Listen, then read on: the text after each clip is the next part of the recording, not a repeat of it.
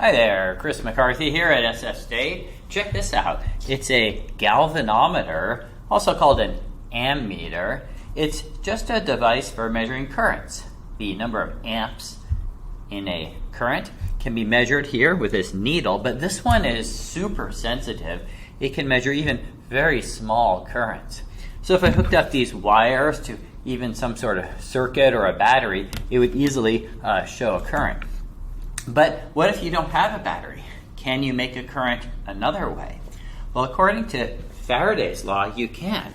The idea is called magnetic induction. All you need is a magnet and some coils of wire. The more the better. The number of coils of wire that you have determines how strong a current you can create. Right here I have many coils of wire. They're all wrapped around this circle, and it has a certain area there.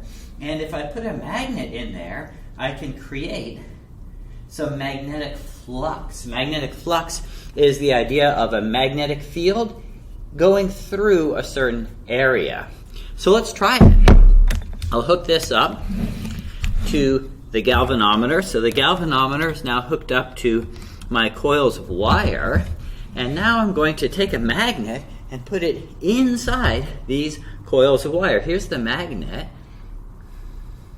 Just going to place it right in there. So now these coils of wire are experiencing a very strong magnetic field. Let's see what current is created. Ooh, 0? Huh. Boy, is something wrong with my magnet? I don't know. Wait, let me try that again. If I put this magnet into the coils of wire, what, a little bit, I'm not getting any current there, even though the wires are experiencing a very strong magnetic field. I'm going to take this magnet out and check it again. Whoa. Did you see that? Wait a minute.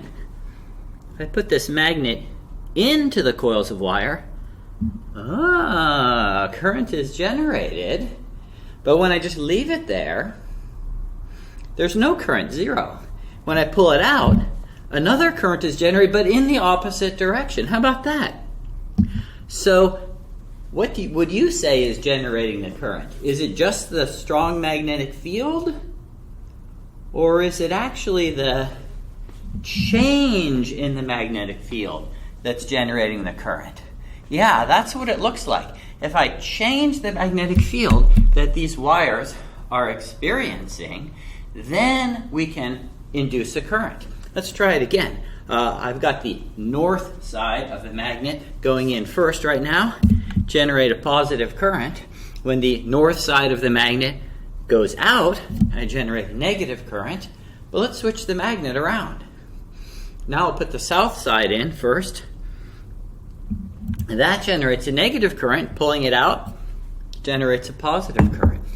So this is Faraday's law of induction, the idea of inducing or generating currents using not batteries but magnets to induce currents. And this method, one way or another, is how all of our electricity is generated. Magnetic induction. Something moves and a current is induced.